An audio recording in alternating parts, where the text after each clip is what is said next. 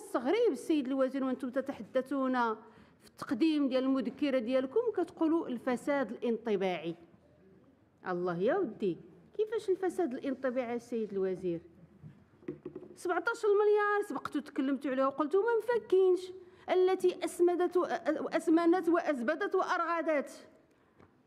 هذا فساد انطباعي. زواج المال بالسلطه فساد انطباعي.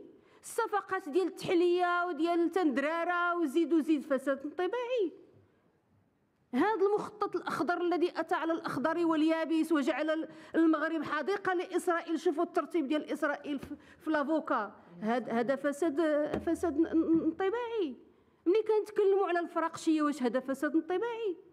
ملي كنتكلموا على واحد العدد ديال الخروقات، ها اللي عنده السيكوريتي واللي عنده الشركة ديال الأدوية واللي والحمد لله خيرنا ما يديه غيرنا والأمور دايرة والنشاط، هذا فساد انطباعي. هذا اسمحوا لي سيد الوزير، الفساد فساد.